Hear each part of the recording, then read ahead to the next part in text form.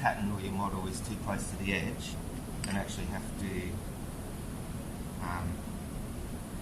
just build this up here underneath there. You need a bit of space around it to so the mould can come out then. You can actually, if you can find a piece of wood that's the same thickness, you can actually just put it up against there.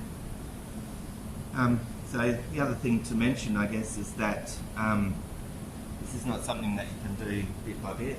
It has to be done in one sitting. If you make, you make your clay wall and then leave it till next week or leave it till tomorrow, it will start to shrink and start to move and change. And so really you have to make sure you've got enough time and you've got enough energy to complete the mould in one sitting. Like, you can't do half the mould and then wait till next week and do the other half of the mould, because the clay starts to shrink away. So it has to be done in one sitting. And the clay wall takes a little bit of time to do. So just make sure you've got enough time. And if I'm going to do this demonstration, and if you've got the time today, then you can do it today. If not, then wait till next week. Are you videoing this one? Yeah. Oh, cool. I'll post it. I'll put it on Learn so that you can have a look, follow it along if you need to. Okay, so I got that there.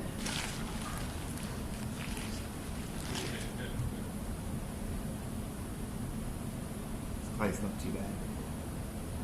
If it's a bit stiff, run it under water. And wedge the water into the clay. It takes a bit of time. Get nicer result because of the softness of the clay. So with something like the feet where it's really thin, yeah, would you go with like one side of it and then have the other side? So one side of your mould doesn't have any feet, and then the other side has all the feet. You could. If that makes sense. You could do that. Oh, yeah. But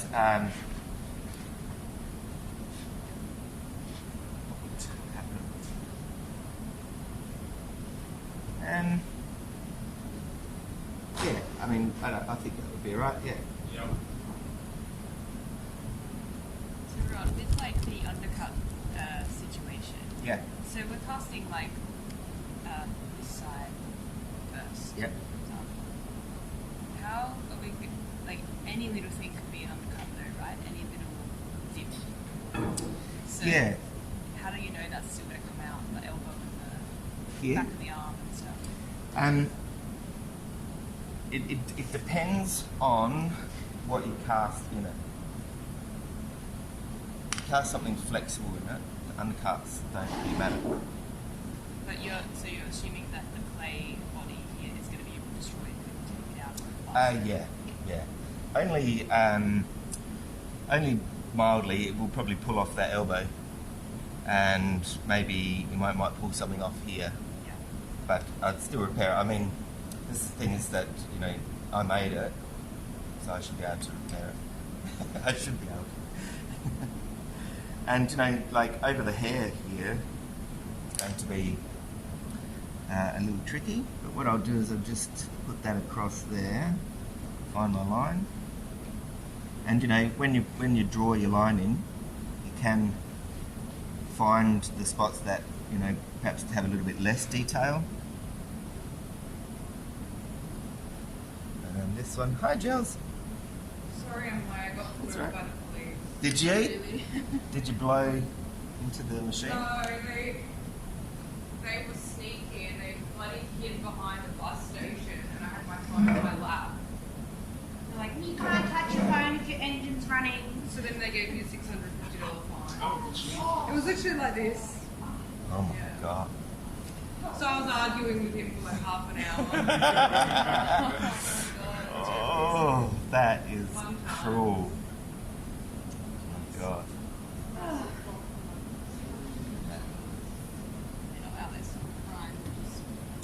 literally on foot, hiding behind a bus stop, waiting for people to stop at a red light, and then like looking into their cars to see where their phones were placed.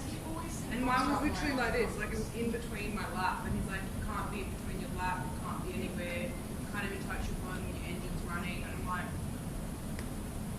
What about ordering at McDonald's? yeah. Hey, wait, like to, yeah. That's what I'm saying. Payway, or like, you know. Yeah. Turn the engine off to pay away with you. Disgusting. Just wait while they turn the car. Yeah, right? So now what I'm going to do is go around and make this wall nice and smooth and congruous so that it's all one piece.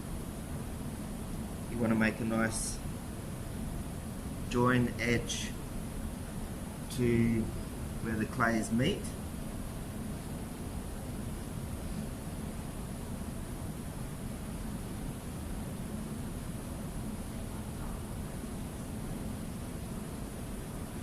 Sorry, Robert, just want to, while you're doing that. Yeah. Is there a reason why you're splitting it down the middle? I know there is, because I was obviously not here when you would have said it. Yeah. Well, we have to be able. It's so you can get whatever you cast into it out. You could just make a full plaster single piece mold and just cover the whole thing in plaster. So have the bottom being flat. Bottom being flat, Yeah. and then you turn it over and dig out all the clay. And if you cast something like latex or rubber into it, then it's rubbery enough to be able to pull out of all of the nooks and crannies. But so it depends on what you're casting into it. We're going to cast wax, which is slightly flexible. If I wanted to cast plaster in this, it would be virtually impossible. Plaster into plaster. Plaster into plaster. You can get it to, like, plaster really sticks to itself. You can get it to release, but it's just all the undercuts. It's just got to lock it in. So the multiple pieces allows the mold to come off in sections, so that you can. I just got it.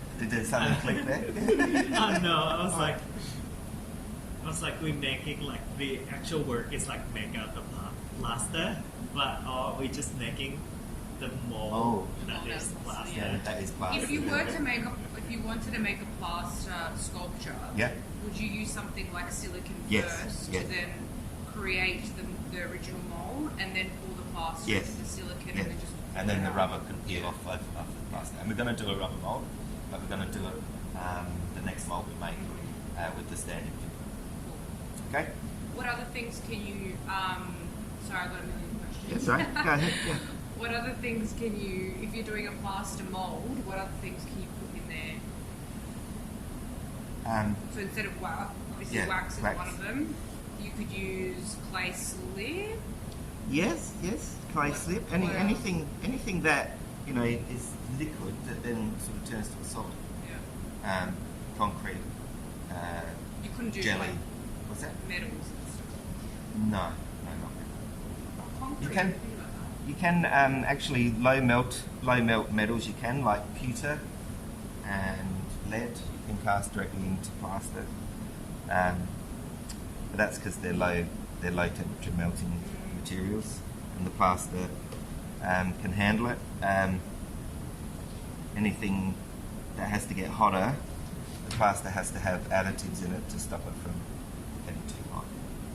So I'm just going around and fixing this clay wall, making sure that I've got a gap in there, I've got a gap there. Just going to fill them in, and it sort of doesn't really matter as long as this side of the wall looks nice, is nice and smooth, hasn't got any. So what about the seams? So yes, you'll end up with a seam. That's inevitable. It's, And you can just clean that up yeah. after with the wax once it's yeah, dry. yeah. Or in the other materials, you can clean it up as well. Yeah. Stick in there. Just have to fill that in. So the clay wall pretty good. You spend a bit of time on getting the clay wall right. If the clay wall isn't right or is a bit slapdash, it may come off halfway through, which would be a disaster. Also, you know, if it's not that good, then it can affect the rest of the mould and the handling of the mould. You have to remember that you know, part of the reason you make moulds is to make multiples,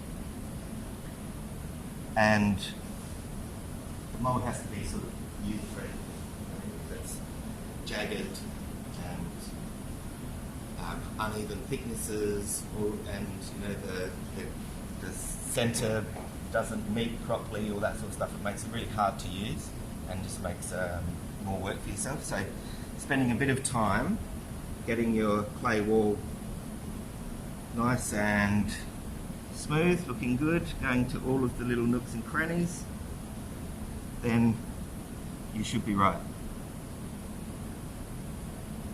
Okay, this last little bit, just in there, and it doesn't really matter, you know, look, like I said, what it looks like from the back, as long as the front looks good. And you will lose, you know, a little bit of detail here and there, but that's just mould making.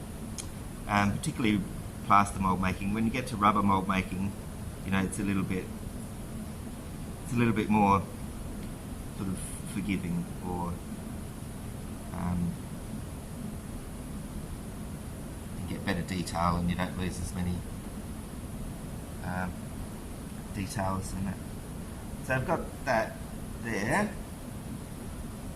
Got a little pad there for the edge of the mould.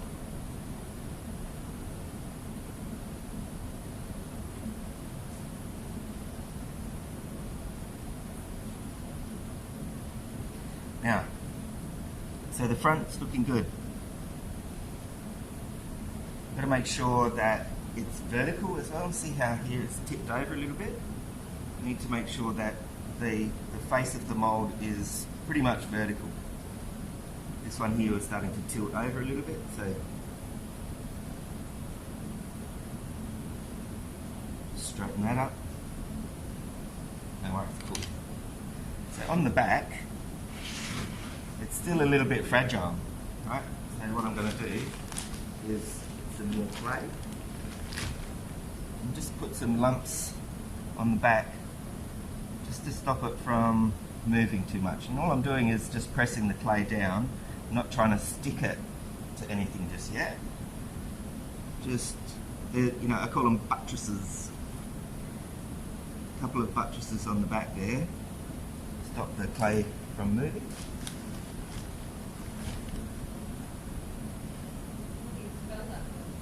Buttress. B-double-T, R-E-double-S. Okay. This bit here is a little bit dodgy. Redo that. Back. So yes, just spending a bit of time on your clay wall. So once the clay wall, build clay wall on centre line. No worries. So how much will this clay here with the actual plaster? Well, because you're putting like a big clumps of clay on that becomes part of the wall. No. So, yes. So we make the mould up against this side, and once that plaster is set, then I take all of the clay wall off. I see the picture. Yeah, we'll get there. So the third thing, so that's the clay wall. Then I have to put in registration points. So, Rob, why don't you do the wall like clean it up on the front and back?